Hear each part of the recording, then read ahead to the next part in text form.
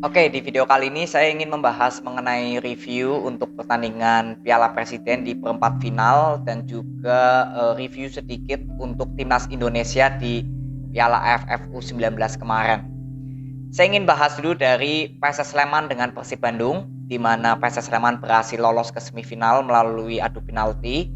Tapi secara 90 menit permainan dari PSS Sleman sebenarnya cukup baik, dalam arti kata bisa melakukan bola possession, karena kalau kalian menonton video saya mengenai PSS Sleman, saya sudah beberapa kali mengatakan bahwa Coach Seto ini ingin para pemain PSS Sleman sedikit bersabar dalam membangun serangan. Jadi memainkan bola possession dulu dan tidak menginginkan permainan cepat yang lebih tertuju kepada permainan pelan, slow gitu loh. Tapi memang terlihat jelas di pertandingan kemarin bahwa permainan PSS Sleman ini menurut opini saya bisa mematikan permainan dari Persib Bandung.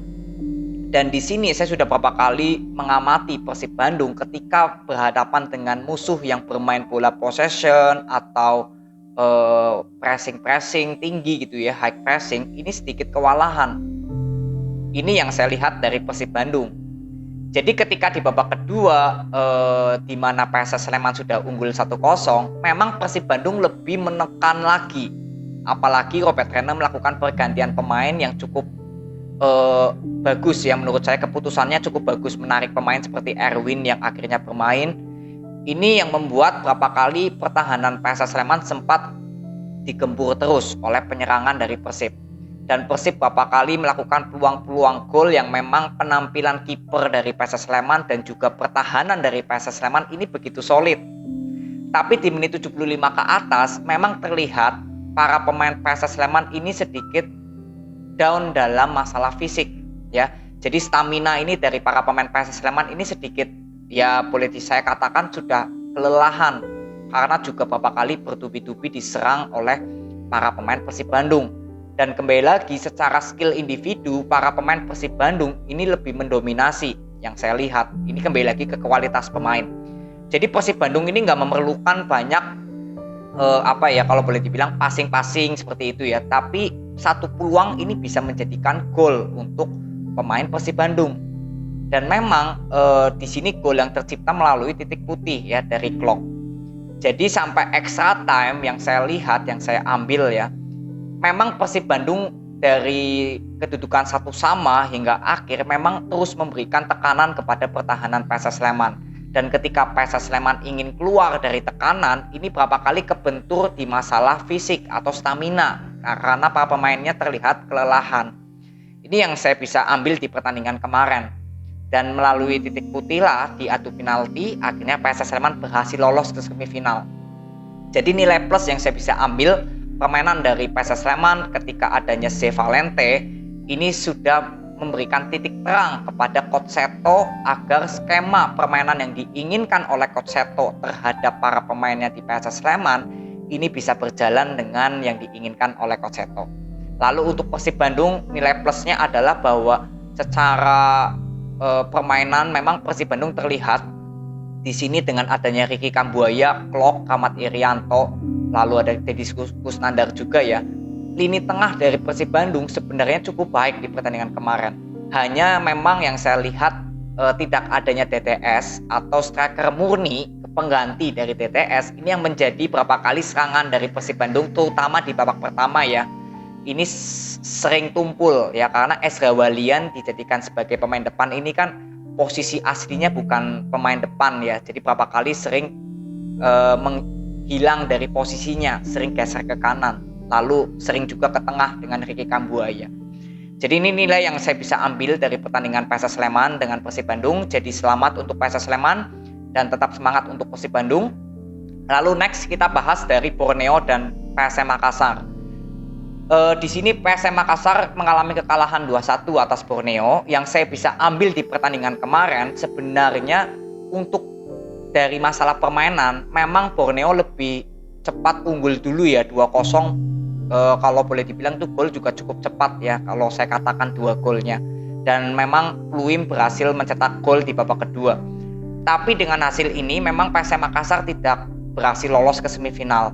Tapi yang saya lihat di pertandingan kemarin bahwa para pemain PSM Makassar kalau kalian benar-benar mengamati ya, sebenarnya secara fisik para pemain dari PSM Makassar ini kelelahan. Saya berapa kali melihat passing-passing lah ya minimal, yang paling standar, passing yang harusnya sampai kepada para pemain PSM Makassar, ini juga berapa kali ada yang miss, ada yang salah, atau berapa kali melakukan kesalahan sendiri yang nggak penting. Jadi ya menurut saya dari kekalahan dengan Borneo kemarin memang terlihat kelelahan fisik dari para pemain PSM Makassar. Karena yang saya lihat PSM Makassar ini memang wajar kelelahan fisik karena habis bermain juga di AFC Cup kemarin, dan jadwalnya menurut saya ya untuk PSM Makassar ini sangat padat. Ketika Piala Presiden kemarin lalu harus terbang bermain di AFC Cup dan kembali lagi harus bermain di Piala Presiden dengan membutuhkan waktu yang perjalanan yang cukup panjang juga. Ini yang menurut saya menjadi pembeda di pertandingan lawan Borneo. Dan penampilan Borneo ini juga memang cukup baik ya, terutama terlihat dari Pato yang menurut saya juga penampilannya cukup luar biasa di Piala Presiden ini. Gak cuma pertandingan kemarin lawan PSM, tapi berapa kali lawan Barito juga Pato sangat terlihat cukup luar biasa, lawan Persija juga, lawan Rans juga oke. Jadi dengan kekalahan ini menurut saya PSM Makassar harus bisa menerima ya, karena memang para pemain yang saya lihat kelelahan secara fisik. Dan untuk Borneo tinggal teruskan konsistensi, karena kalau menurut saya Borneo ini tinggal konsisten aja ya dalam mencetak gol. Ini yang saya ingin lihat dari Borneo. Jadi tetap semangat untuk PSM Makassar dan selamat untuk Borneo yang berhasil laju ke semifinal, akan berhadapan dengan PSS Sleman. Lalu next dari PSIS Semarang yang menang melalui adu penalti dengan Bayangkara. Secara permainan kedua tim sama-sama bagus, sama-sama seimbang ya, terbukti juga skornya 1-1 ya di pertandingan kemarin. Dan penampilan Wawan menurut saya juga cukup luar biasa melawan Bayangkara ya, mencetak 1 gol juga. Jadi artinya bahwa di sini terlihat level dari permainan PSIS Semarang ini terus memberikan konsistensi ya, di luar dari hasil imbang, tapi secara permainan memang saya melihat konsisten permainan dari PSIS Semarang ya. Dan untuk Bayangkara ya, saya melihat ada inkonsisten di Piala Presiden ini, apalagi ketika mengalami kekalahan lawan Persib Bandung ya. Itu saya melihat bahwa Bayangkara sedikit ada inkonsisten. Saat lawan Bali United bermain bagus, lalu ketemu Persib Bandung justru seperti ngedrop. Lawan Persebaya juga walaupun menang ya, penampilannya juga nggak terlalu maksimal menurut saya. Dan lawan PSIS Semarang ini kembali lagi bagus. Jadi ada inkonsisten menurut saya di Bayangkara. Tinggal kita lihat Coach Widodo bisa memberikan konsistensi permainan untuk Bayangkara ya. Jadi tetap semangat untuk Bayangkara dan selamat untuk PSIS Semarang akan bertemu dengan Arema Malang. Dan Arema Malang ini juga imbang 0-0 dengan Barito dan akhirnya lolos melalui titik putih ya, adu penalti. Jadi yang menjadi persoalan tetap sama, bahwa secara kualitas pemain sebenarnya Arema lebih dimiliki ya ketimbang Barito. Tapi kembali lagi secara permainan Arema Malang berapa kali belum bisa mencetak gol melalui set play bola hidup. Karena gol-gol yang dicetak oleh Arema Malang sejauh ini kebanyakan ya di Piala Presiden ini melalui set play bola mati, entah dari free kick, dari corner. Dan ini terbukti juga kedatangan Kamara memang boleh dibilang ya mungkin lagi proses adaptasi ya, karena ini kan baru didatangkan dan langsung bermain lawan Barito. Jadi masih proses adaptasi. Jadi yang saya bisa ambil di pertandingan Arema dengan Barito, secara permainan memang Arema lebih baik dalam melakukan penyerangan. Tapi Barito juga pertahanannya cukup solid di sini. Saya melihat berapa kali pertahanan yang dibangun oleh para pemain Barito ini sangat susah ditembus oleh pemain depan dari Arema Malang. Tapi secara penyerangan memang Barito Putra terlihat kurang merorganisasi ya, tidak adanya organisasi lah saat melakukan penyerangan.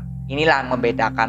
Tapi PR yang saya harus lihat terus, kawal terus untuk Arema adalah proses mencetak gol dari set play bola hidup yang saya ingin lihat untuk Arema Malang, terutama saat besok bertemu dengan PSIS Semarang. Kita akan lihat ya apakah di sini permainan dari Arema Malang bisa mencetak gol melalui set play bola hidup. Karena kalau untuk lawan PSIS Semarang saya akan buat video previewnya besok.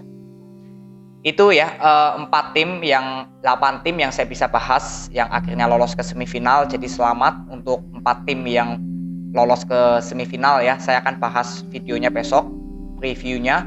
Lalu next saya ingin bahas sedikit mengenai Piala AFF U19 di Timnas Indonesia.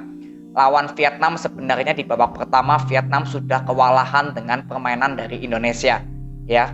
Jadi boleh dibilang permainan dari Vietnam ini sudah nggak bisa berjalan lah dengan high pressing yang dilakukan oleh pemain Indonesia.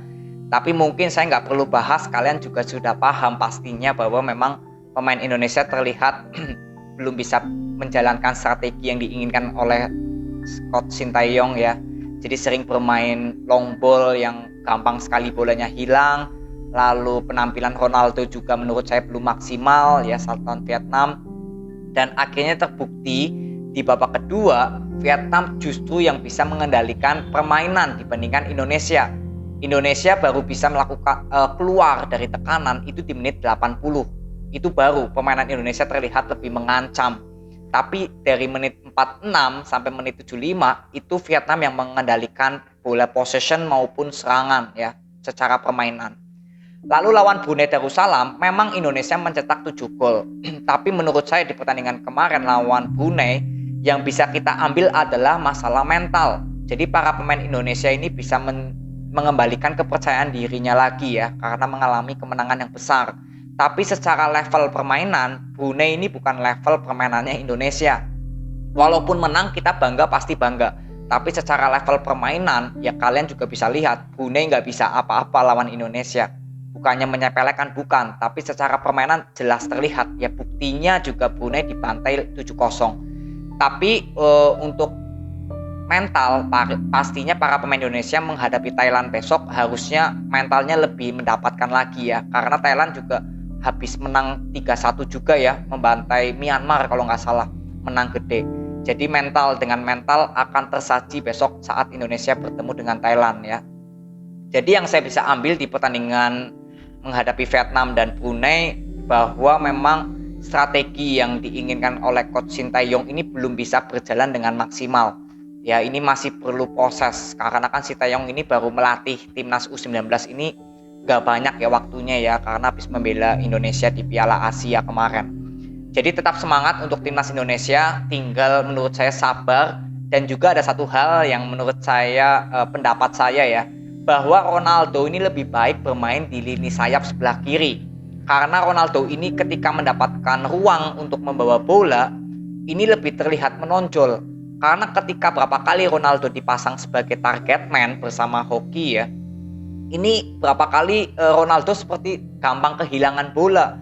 Karena nggak dikasih ruang ketika Ronaldo bermain di tengah sebagai target man. Jadi ya menurut opini saya, pandangan saya, memang Ronaldo lebih baik bermain di sektor sayap kiri atau kanan lah. Intinya bisa diberikan ruang kosong agar Ronaldo bisa melakukan sprint atau skill individunya. Interceptnya ini juga cukup bagus karena beberapa kali saya lihat. Ya, dan penampilan Hoki juga cukup luar biasa di penampilan kemarin, terutama Marcelino yang menurut saya sebagai jantung pemain tengah terlihat jelas dari Marcelino ya. Jadi ini aja mengenai review pertandingan untuk Piala Presiden dan juga Indonesia di Piala AFF U19.